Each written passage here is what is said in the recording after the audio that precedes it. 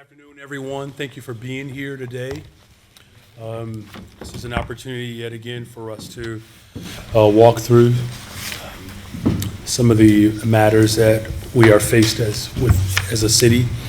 I'm joined this afternoon with our Deputy Mayor for Community Safety, Garen Gatewood, our Deputy Mayor for Immigrant, Migrant, and Refugee Rights, Beatrice Ponce de Leon. Our Corporation Counsel, Mary Richardson Laurie, is also here, and you all know my Chief of Staff, Christina Pasion-Zayas. This morning, we want to briefly talk to you all about what we have seen in California over this past week and our own preparations here to keep all Chicagoans safe while protecting the fundamental rights to freedom of speech and the freedom to assemble. When it comes to handling large-scale demonstrations, the Chicago Police Department, OEMC, and the Chicago Fire Department have extensive experience in ensuring the safety and the constitutionality of managing large-scale events.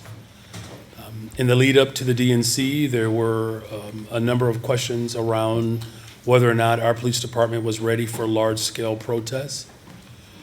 What we ended up seeing was that thousands of people were able to safely exercise their First Amendment rights with minimal issues. There will always be, unfortunately, a small minority who will take advantage of a protest or a demonstration to cause chaos, but the vast majority of protesters remain peaceful and organized. Over the past 2 years, we have had experience in managing spontaneous protests as well as large demonstrations related to the war in Gaza in particular.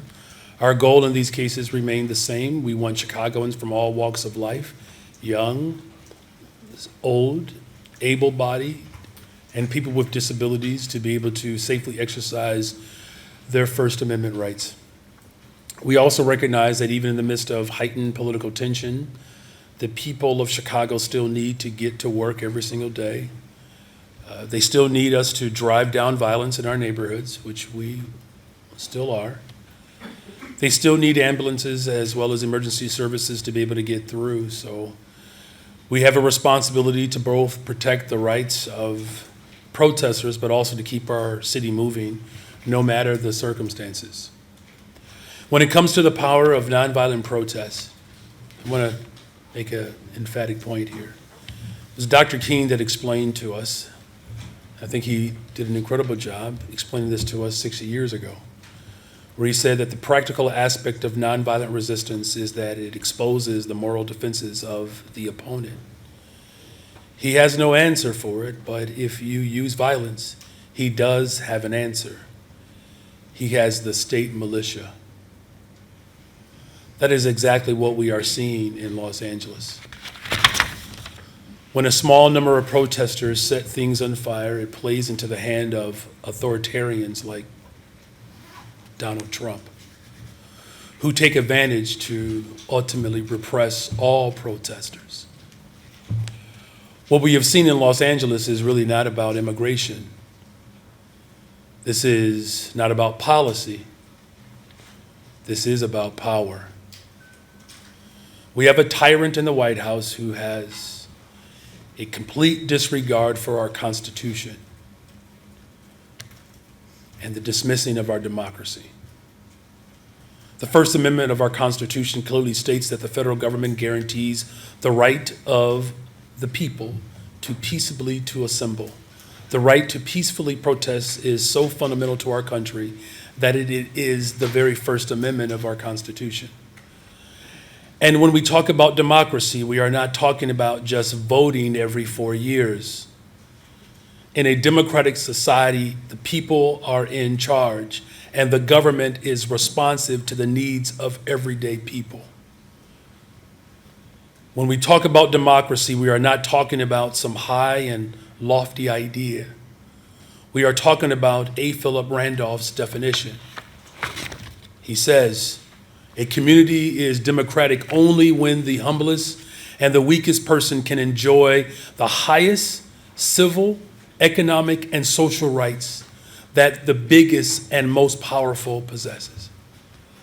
In a democratic society, it doesn't matter if you have billions of dollars or if if you are living paycheck to paycheck,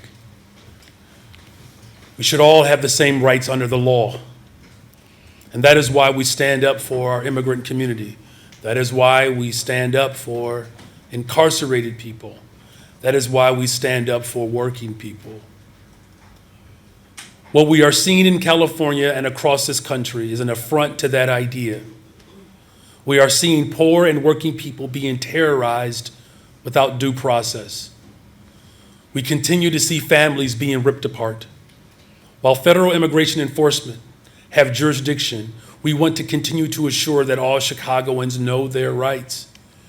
We will work with our community partners to continue to stand up for our immigrant community and for all of our people in our beloved city. Now I'm happy to answer any of the questions that you may have at this time. Okay, we'll start here with Justin. We have time for one question, one follow-up. We got to be quick because there's a lot of folks here. Hey, Mayor. On the rideshare ordinance, you've said that you support workers, drivers, having a boost to their wages, but you have not endorsed the ordinance specifically. What about the ordinance has not gained your support so far? Well, it's not a matter of whether or not it has my support or not. It's just a matter of making sure that we cover all of our bases, right? There's an entire review process that we go through to ensure that our pro-worker positions that we will work to codify will be able to stand up during, whether it's criticism or protest.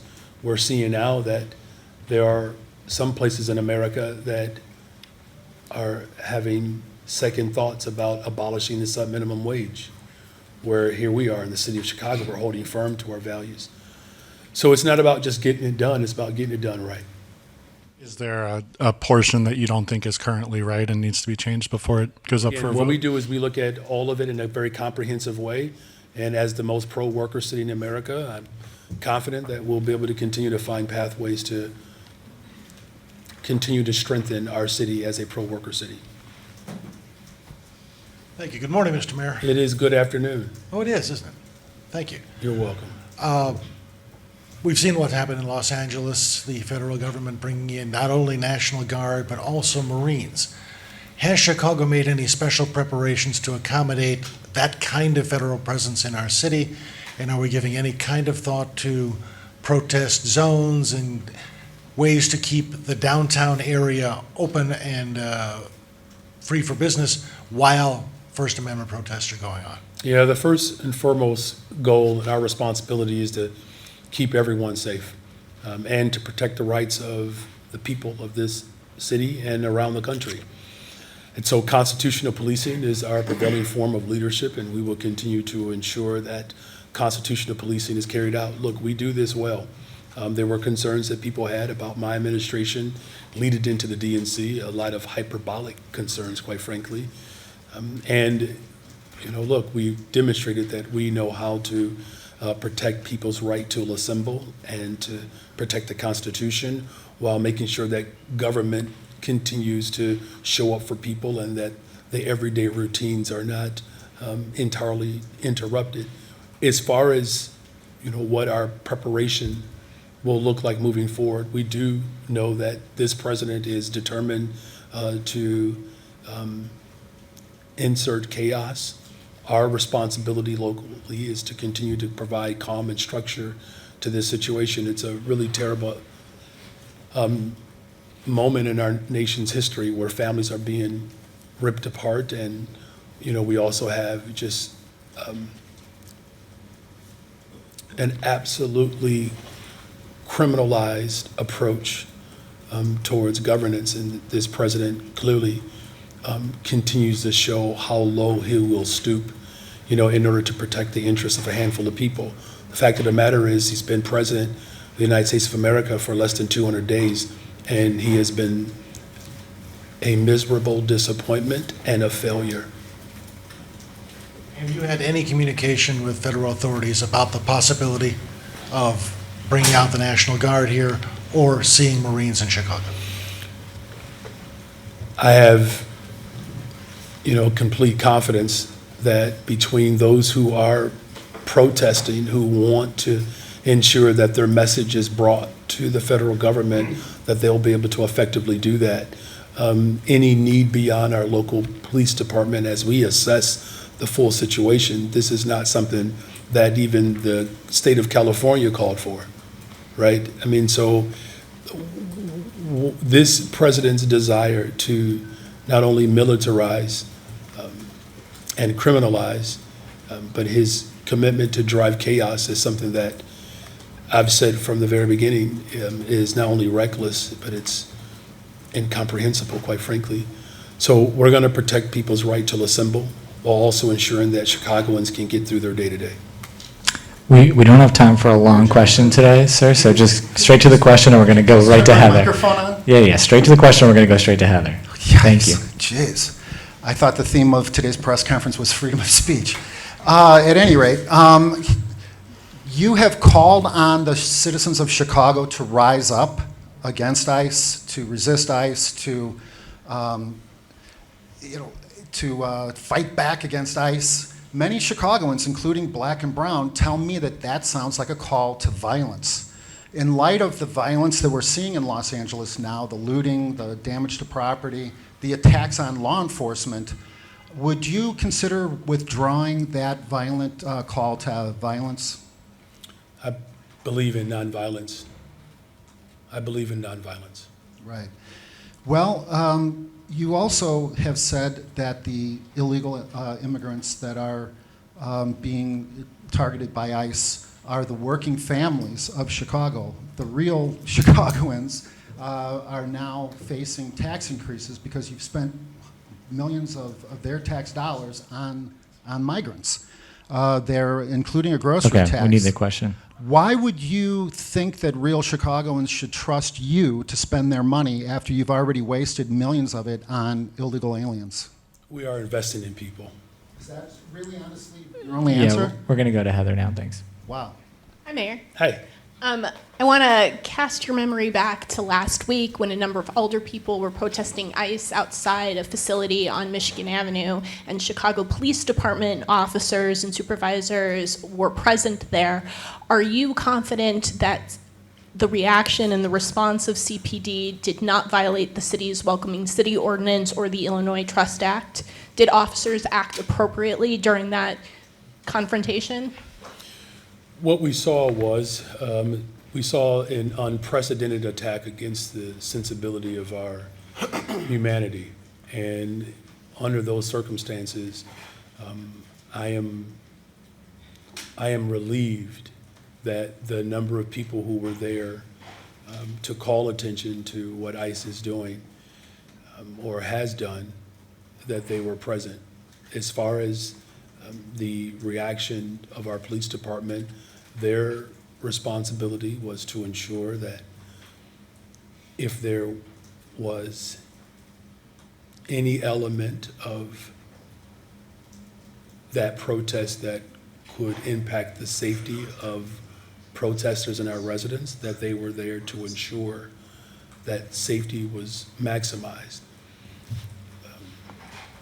We are a welcoming city. The Illinois Trust Act is the law of the land. We will continue to uphold both of those policies. Of course, we're going to review and continue to review what went down last week, and there's an open meeting that's going to take place with a number of alders so that everyone is clear about the role that the local police department plays and how this particular unprecedented attack played out. Back to a little bit of normal city news. There's a measure that just advanced out of the city's License and Consumer Protection Committee that would allow older people to ban new short-term rentals from setting up in their wards. Do you favor that initiative, which could potentially significantly decrease the amount of short-term rentals in Chicago? You know, what I want is, I want to make sure that in everything that we do, that we continue to ensure that we're building a safe, affordable city. This particular measure, quite frankly, I'll have to look into a little bit deeper, but, I know that there are a number of alders who mean well and are trying to show up for, their particular pocket of the city. My responsibility is to ensure that whatever measure is put forth is that, the impact that will or could have on the entire city, that I keep that into full consideration. And in this instance, I would do the same. As we look towards Saturday, What's your name? oh, Whitney Wild from CNN. From CNN? Yes. You just, when a new student shows up in the classroom, I'm going to notice, all right? I know. Welcome, CNN. I don't come as often as I wish I could. We'll change that. I'm working Okay, on it. all I'm right. here today. Thank you. It's my pleasure. So as we look towards Saturday, what do you anticipate the posture of the Chicago Police Department is going to be? There are large protests Saturday here and all across the country. Again, what is the posture of CPD for Saturday? And then additionally, do you know if the city is having strong communications with the event organizers to make sure that expectations for what you can and can't provide are clear? Thank you for that question, and thank you for being here. Our first responsibility is to ensure that we keep everyone safe. That is my number one responsibility. It's what I think about every day, all day. The work that we have done collectively continues to drive violence down in the city of Chicago, because that's something that is of a top priority of mine. And so our approach won't be that much different on Saturday in terms of what our ultimate responsibility is. And when we're talking about keeping people safe, the right to assemble peacefully is a constitutional right. So we have to protect that. Now look, there are some actors that unfortunately act outside of their constitutional protection. And if that were to take place, those individuals will be held responsible and accountable. To the extent in which I can, name how we are in constant conversation and coordination with organizers, that's the strength of my administration. We talk to people. Now, there are some organizers that, that might develop over the next, week or so that, we're going to have to identify. But when the large-scale protests took place, as there were strong voices calling for a ceasefire and the releasing of hostages, we demonstrated that we can coordinate with organizers of these demonstrations with law enforcement to keep everyone safe. That is what my expectation has always been, and I remain committed to that expectation. What's most disturbing, however, about Saturday is how the President of the United States of America is using our armed forces to celebrate him. We're going to see a very grotesque demonstration with tanks and other high-powered military gear that reflects authoritarianism and dictatorship. That's something that as a leader of one of the most dynamic economies in the world, I find that to be quite disturbing. But we're going to make sure that here locally that we demonstrate what's sensible about our democracy, and that's protecting the fundamental right to protest and demonstrate and to peacefully assemble. And if individuals work outside of those confines, we'll hold them accountable. You might already have a policy in place for this, but just on the off chance that you don't, as we see these protests roll through, and we saw high-level supervisors out, we saw Deputy Mayor Gatewood out last night. What kind of sort of spot checks are you going to do on the Chicago Police Department's response to make sure that what the goal is actually happening in practice? Mm-hmm. Well, thank you for acknowledging our Deputy Mayor's presence. My administration was out there. And he wasn't the only one, to ensure that those checkpoints are reflective of my vision as well as the reflection of our democracy. That will continue to happen, and there will be a constant review of our practices. We've reviewed, to your colleague's question, around what happened when ICE snuck into our city and set human traps. Excuse me. You got to be really sick and demented to do this to people. This president's reckless behavior, I didn't know you could look worse than George Wallace. Our team will be present to ensure that we're holding to our values. And Deputy Mayor Gatewood and his team and our Chief of Staff, all of us are ensuring that the people of Chicago are supported and protected and their constitutional rights are intact. Thank you for that question. Good afternoon, Mayor. Good afternoon. Along those lines, and this may be a question for Deputy Mayor Ponce de Leon, what kind of contacts are there with the feds if are you hearing anything from ICE or federal, enforcement about plans for the near future and what they may or may not be doing? Thank you for that or question. Are they even giving you any contact? I'm going to turn it over to our Chief of Staff. Yeah, we've received word that the federal agents have been informed that they have 48 hours to stand by and be ready to deploy. There will be tactical teams, there will be mini tanks, there will be other tools that they use in which they plan to do raids, as we saw in Los Angeles. So that information, it's actually pretty public. It has been out there and in fact on official channels. So that's what we are aware of. We have been coordinating with the state. We have been also coordinating with the county, making sure that we have open lines of communication.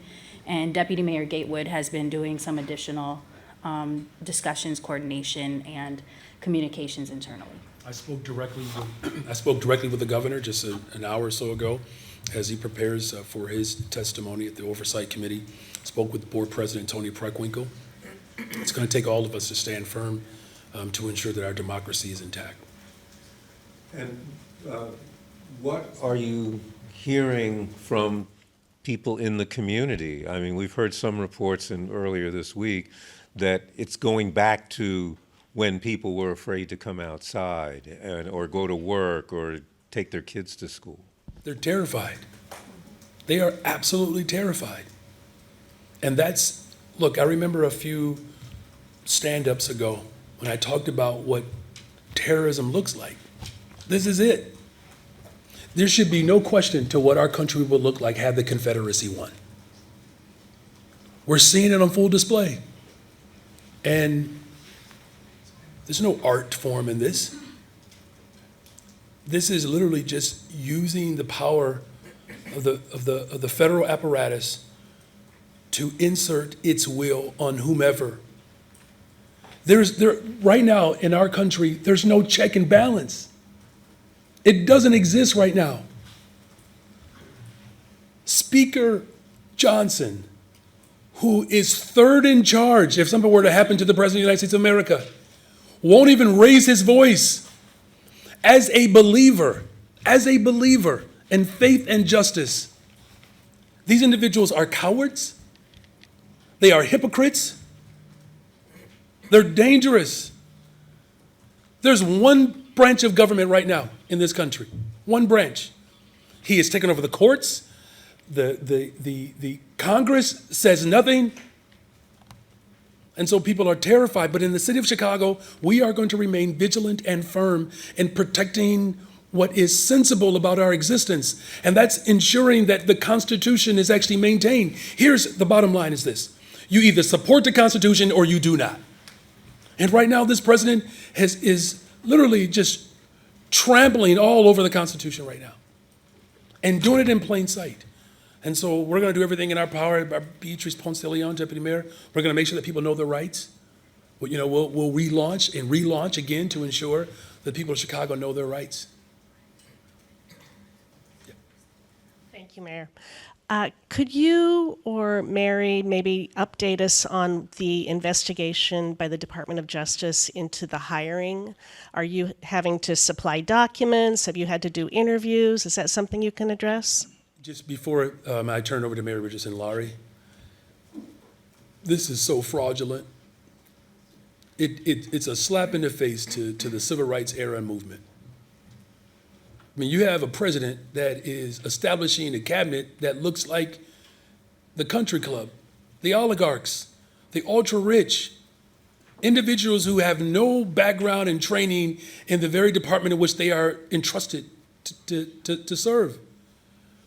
You know, we're very proud of the fact that we have a number of incredibly talented, capable, diverse individuals that are helping to transform our city.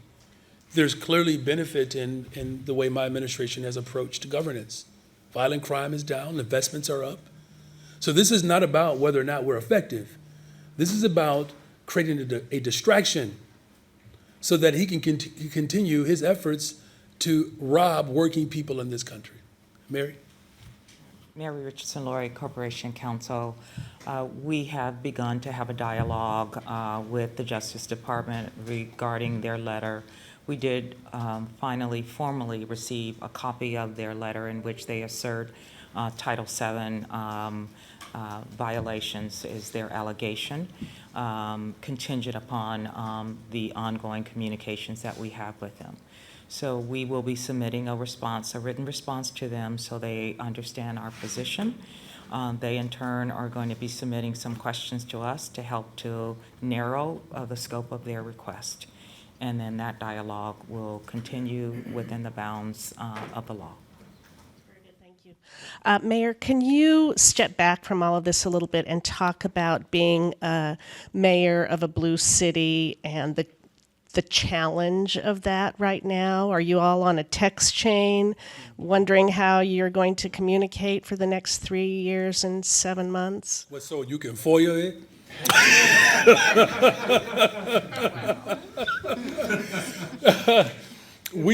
So that's a great question. What I will say is this. There are some fundamental differences between cities that are ran by Democrats and those ran by other members of different parties, or a different party, Republican Party. But there's one thing, though, that is consistent, is that we know that it's at the city level is where government really shows up for people. And so in that regard, that there is a universal line of communication through the U.S. Conference of Mayors, which I believe I'm going next week to talk to mayors all over the country, and they all won't be Democrats, right? They're all concerned with what I'm concerned about, whether you're Republican or Democrat or independent or otherwise. Community safety, investing in housing, healthcare, and good paying jobs, our education system. You know, as far as, you know, Democratic cities, I will say that it is clear that there is more intentionality around the Trump administration to attack democratically ran cities. In fact, Governor Abbott spent millions of dollars attacking our city, literally spent millions of dollars, not trying to work in collaboration to coordinate how we can deal with what occurred or what was happening at the border. I will say, though, that our resolve is my resolve and our collective resolve still remains. I will say, though, that communication extends beyond mayors. It even speaks to community groups. I'm going to turn over to our Deputy Mayor, Ponce de Leon. She can speak about some of the work that's happening on the ground, the way in which we're all communicating to ensure that we're showing up for working people, and at this time in particular, our immigrant community. Thank you, Mayor. Yes, thanks for that question. You know, our team is part of a network, a national network of immigrant affairs, immigrant rights offices out of mayor's offices. So we are certainly connected to them there and are seeing the types of activities that are going on in other cities as well. But locally, we meet and often are in touch with the major organizations that are fighting this and trying to inform residents. So the National Immigrant Justice Center, the Illinois Coalition for Immigrant Refugee Rights, the Resurrection Project, OCAD. And what we hear is certainly people are afraid, but people are also finding ways to stand up for their rights and to get connected to resources. And just a couple of the challenges right now is the need for legal support for deportation defense and for legal guidance. And as you know, we try to drive some philanthropic, private dollars in that direction, but also just send an invitation out to to lawyers and others that might want to support those efforts. That is the most pressing need that we're seeing right now. And then in working with these organizations, also pushing out not only the Know Your Rights information, but ways that families and individuals can be prepared in the case of a detention and what they can do. So I am often sharing this number, but I want to share it again. There's the hotline. It's 1-855-435-7693. That's for any immigration-related question or emergency. People recommend that, give them a call. And then the shared website that is with the state and some of the organizations. And that one is good for beyond Chicago. And we're seeing, and we might see these actions happening outside of the city as well. So that is IllinoisImmigrationInfo.org. But we are in regular communication with those organizations. Hi, Mayor. How are you? Good afternoon. Good afternoon. Got it right. What do we know about the ICE tactical units that are going to be sent to, you mentioned Chicago, we know LA already, Philly, other large cities that are going to be anchors for these protests on Saturday? Do we know when they're coming, what protesters should look out for or expect? Just as I mentioned before, yesterday the notice was given to agents that they have 48 hours to deploy. That there will be 5 cities that are targeted, Democrat-led cities, Chicago being one of them for sure, and that they were going to be targeting, workplaces in terms of the raids. We have seen, as how they've shown up in LA with the mini tanks, with arms, with also chemical agents. We have seen them in full riot gear. We have seen them fully concealed. We also witnessed last week there were deceptive practices where they text people who were expecting to go into a place to do the check-in with their immigration proceedings, and of course they were intercepted by ICE. So we can expect all of those types of tactics, inclusive of evading due process, deceptive tactics, and concealing identity, along with some of those more aggressive actions that we witnessed in LA. And then just thinking about what happened yesterday, our crew was on the ground when a car drove through the crowd. Is there any sort of plan to try to protect large groups from vehicles, especially when we don't really know the route? Understandably, it can be difficult. Well, look, we were grateful that, in the midst of this effort by the Trump administration to create chaos, that we were able to get through yesterday without mass arrests or life-altering harm.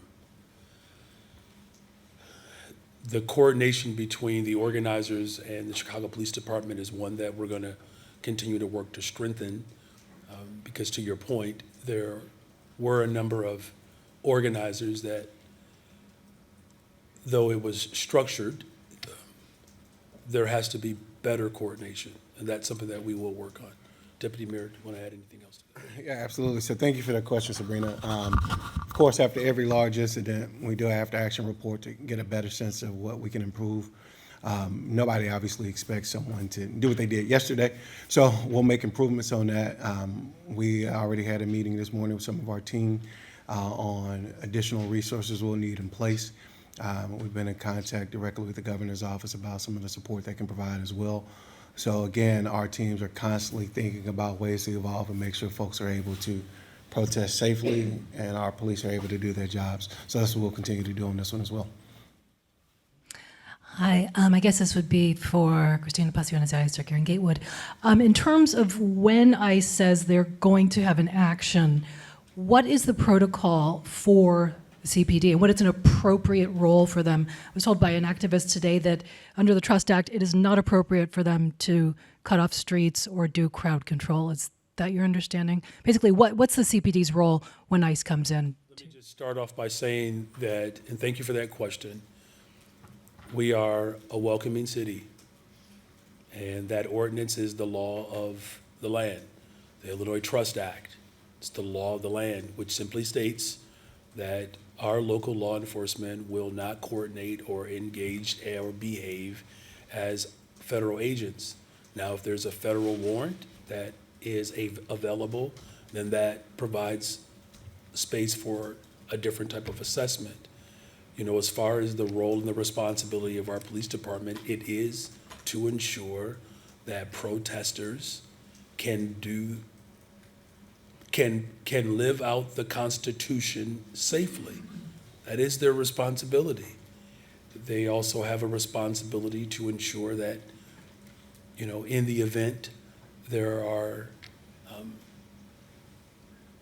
actions that are moving, that it is effectively coordinated, right? Because we don't want anyone to get injured. And so there's a certain element, I don't know what this person's definition of crowd control is, but I can tell you as mayor of the city of Chicago, I want to make sure that whether that crowd is 5 or 5,000 or 50,000, that they're protected. That is the role and the responsibility of our police department. I don't know if they have to add anything else to that. Thank you for that. Okay, and so given that the CPD was there, ICE claims that they had final orders of removal for every one of the people they took. I've FOIA'd for those and have not gotten them from ICE yet. Is it your understanding that they did have those orders of removal?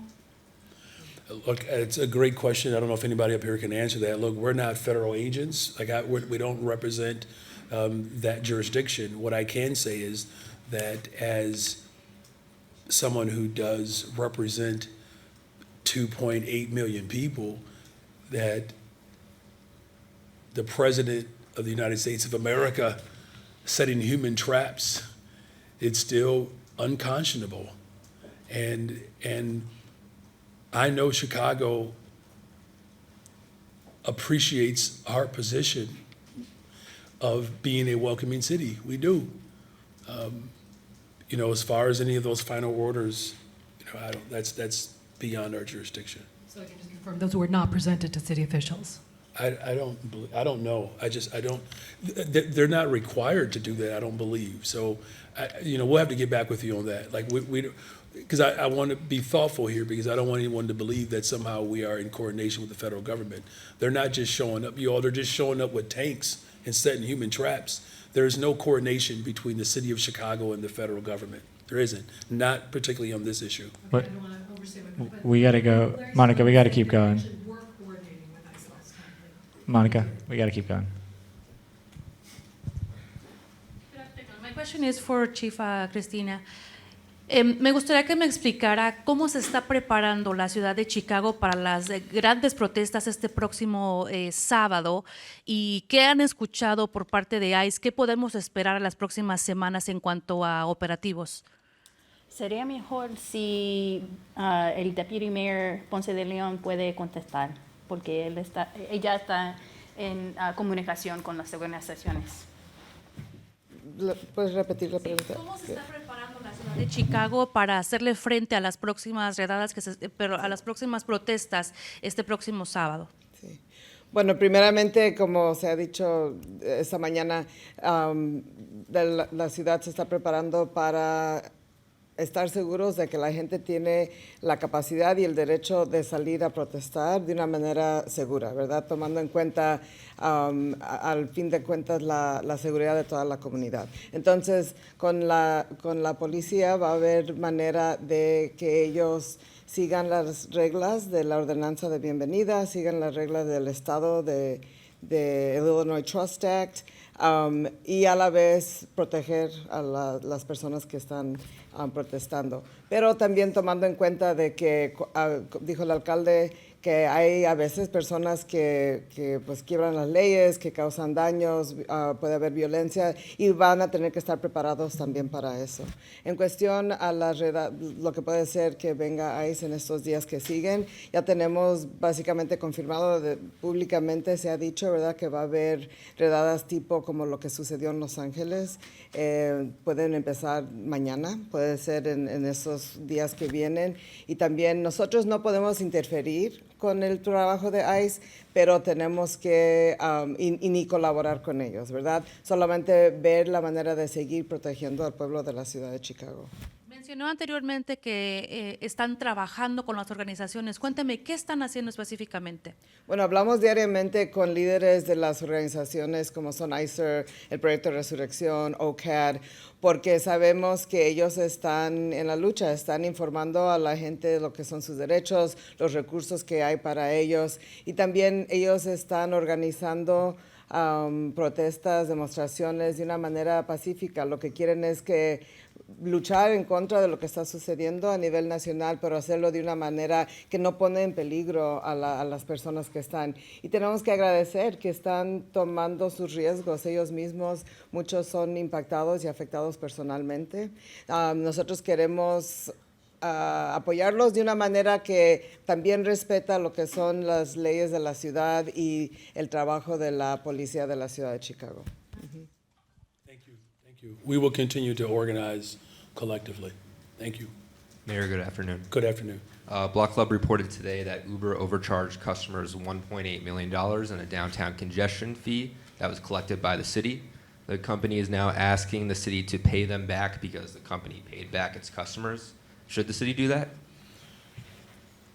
We will be reviewing, Mary Richardson Laurie Corporation Counsel will be reviewing the allegations set forth by Uber and respond. You might be aware that we already have an active suit associated with Uber, so we will review those specifics and respond accordingly. Gotcha. And there's already a handful of city fees on Uber rides. I understand as a measure to close the fiscal cliff that did not pass would have been a new 10% tax on all Uber rides in Chicago. Ubers have gotten more expensive. Do you think these surcharges and city fees have gone too far, or could we place even more on these on Which on Uber? fiscal, what you're talking The about in transit fiscal Springfield? The cliff, yeah. transit, okay, I Yeah. just want to make sure that we're clear. I believe that the state of Illinois, working in collaboration with the city and the county and really the entire state, of finding ways to ensure that public transportation is affordable, reliable, and safe. That is the collective responsibility and the role that I believe that we all have. You know, as far as any specific revenue proposal, again, I've stated it multiple ways and multiple times that we have an unfair structure in the state of Illinois where the ultra-rich that benefit from our city services have to take more responsibility, right? I mean, our region alone, economically, we drive this state. And 87% of the overall ridership or even economic prowess of our transportation system is right here in this region. Everybody benefits from Chicago. Everybody benefits. So there has to be a more collective responsibility in this moment to ensure that that benefit is still available and that the responsibility of that benefit is equitably distributed. Thank you, Mac. Thanks, Mac. We got to keep going. Sorry. Thanks for coming in. Good afternoon. Good afternoon, Mark. Given the Commander-in-Chief's voodoo sense of rule of law, how concerned are you that this whole thing is going to escalate to the point that he's going to declare a warlike emergency and therefore suspend habeas corpus, with the result being that the 14th Amendment and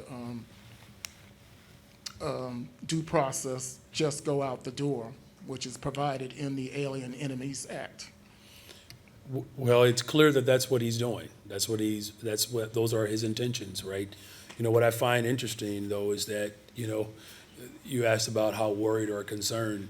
This is where this is so pharisaical, right? Because the same individuals that are worried that government is too big, you know, this president and his party, you know, are sending masked men with war weaponry, you know, into cities and creating checkpoints in cities and disappearing people without the due process, right? I mean, he's already doing that. This is no longer a threat. He's doing it, you know, and, you know, the same people who are supposedly concerned about government overreach and civil liberties, they're doing it. what our response has to be is to ensure that, we protect, people's basic fundamental rights. That's why I said before, Mark, you're either for the Constitution or you're against it. And, you have people who are lining up, the ultra rich, to extract more out of this economy, putting poor people and working people in desperate states and trying to create chaos to create division within community groups. And we're saying enough is enough in Chicago. Coming after vulnerable people, no matter who they are, is a threat to all of us. And so that's why we're going to continue to work to build a safe, affordable city, but also to ensure that we're protecting the rights of all of our residents. Thank you for that question. And given what's happening to Ross Baraka now, how inoculated are you from going the same way, whether you're personally there or not, to uphold sanctuary city status or doing it from your office? Yeah, it's a great question. And look, I don't believe this is about sanctuary city solely. It's not. I mean, I think that's a component of it. This is not just about sanctuary city.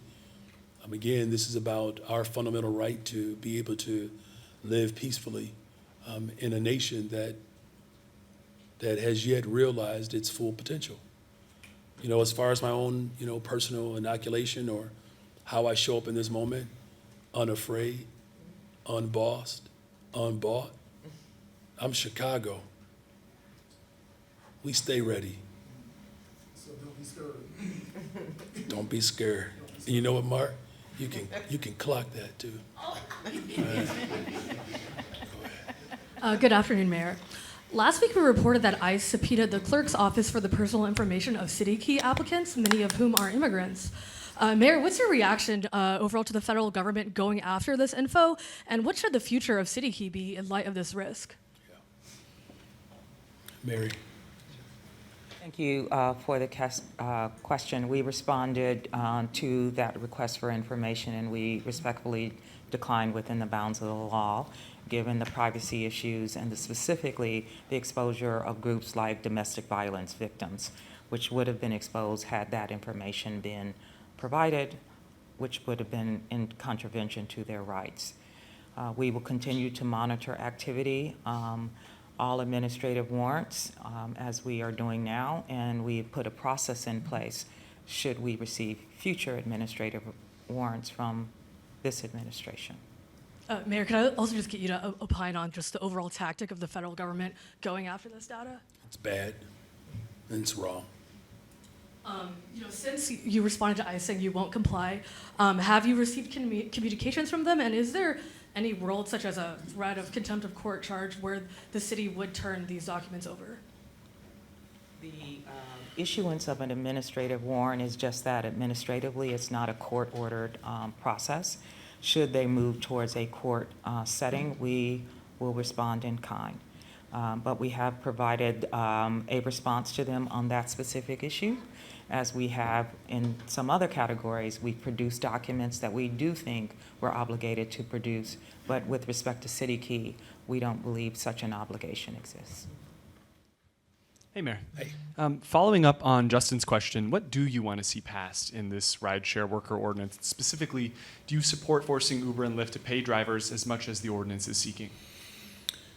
Well, look, the reason why we're bringing everyone to the table is so that we have a policy that works for industry and the workers. That's always my drive, whether it's paid time off, whether it's, $11 billion of new investments on the southeast side of Chicago, that those impacted by the policy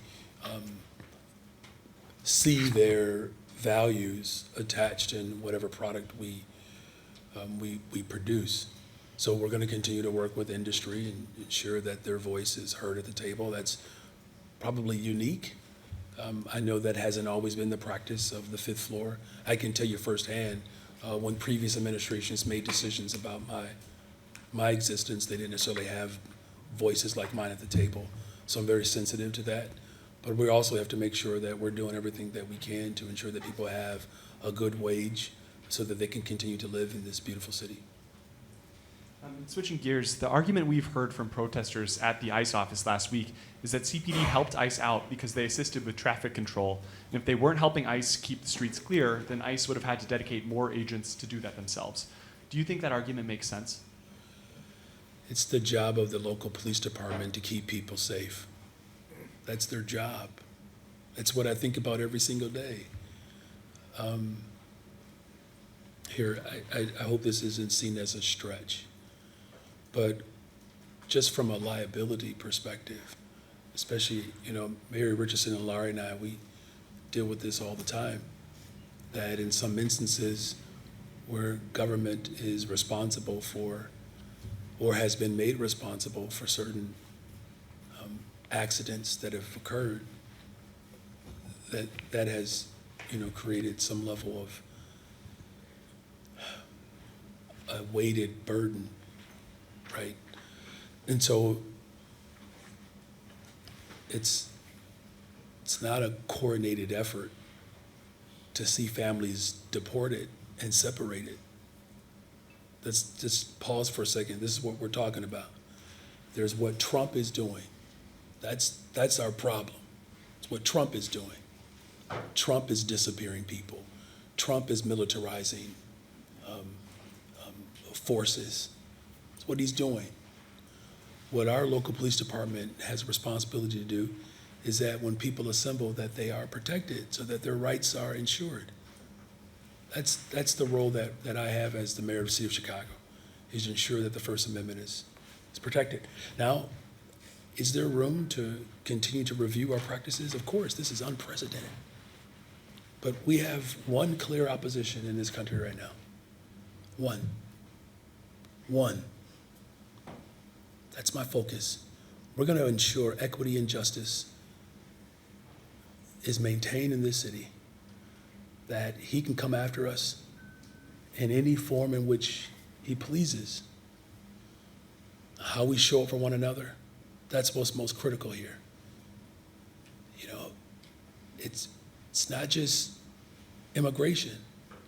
He's trying to erase Black history from our collective story as Americans. Here's the same person who is cutting off food and medicine to people. All I'm saying is, look what else he's doing. We have to be able to keep our eye on everything. He is deranged and unwell. It's important that we remain focused on who our opposition is, but we'll continue to review all of our practices to ensure that people of this city know that they are loved and protected and supported. Good afternoon, Mayor. Good afternoon. Am I it? I guess I'm it, right? Kind of a follow-up to Charlie's question about if Trump sends military here. I mean, is there anything you guys can do? Would you file legal action against the administration? I know the state of California has. I mean, what will you do if the military is sent here? Look, as I said earlier, I spoke with the governor directly. I spoke with Board President Winkle. We're all, committed to ensuring that the city, the county, the state as a whole, that we maintain, the sensibilities of our democracy, right? The ability for us to freely express protest. That's fundamental to our democracy. As far as any particular action that the city or the state or the county, or what we would do particularly as a city,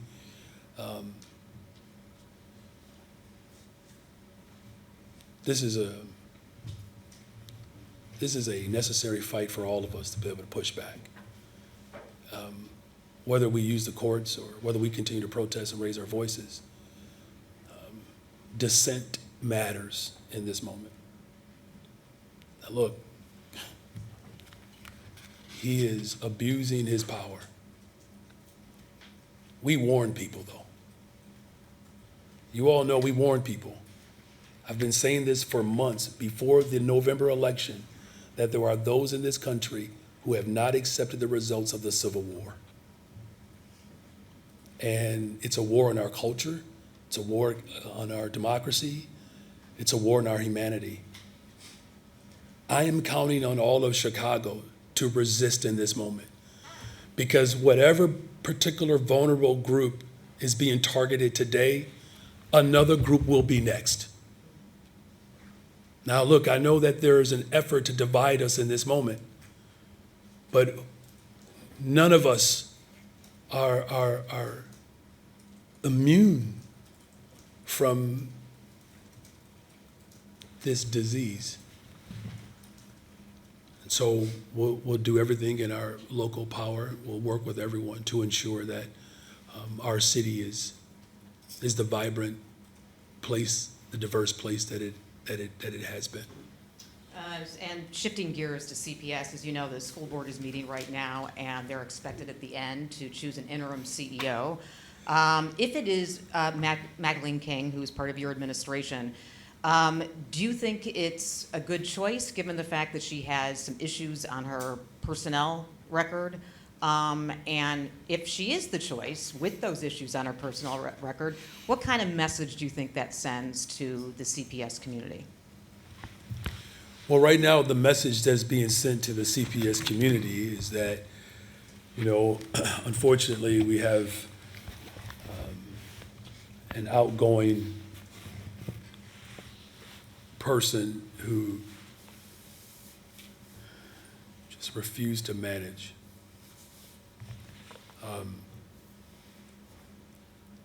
You know, the budget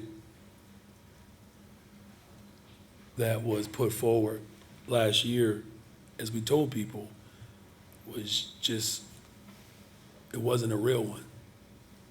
It's just make-believe, just speculation. It was lazy. As the board makes a decision on who the right person is to lead our district through this transition, it has to be someone that reflects the values that I've fought for my entire education career. That's the thing that's most important here. But should that person have violations on their personnel record? The person has to reflect my values. And my values are, we have to have a school district that works for every single child.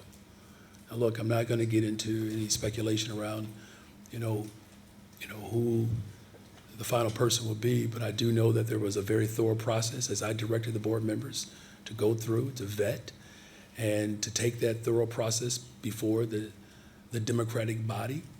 And, you know, democracy at this point in our city's history is probably more important than it's ever been. So, you know, we're going to have a school district that maintains class sizes that are smaller and manageable, libraries and librarians, social workers and counselors.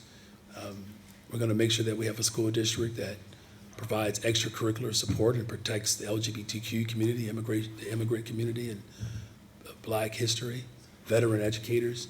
That's the school district that people voted for. And that's a school district in which we are transitioning into. And I'm looking forward to, as we build a school district that reflects those values, that we have a leadership team that is committed to doing the hard work to ensure that our values are also reflected in how we invest in people. All right, thank you all very much. You all have been great today. Thank you. Yep. You're welcome.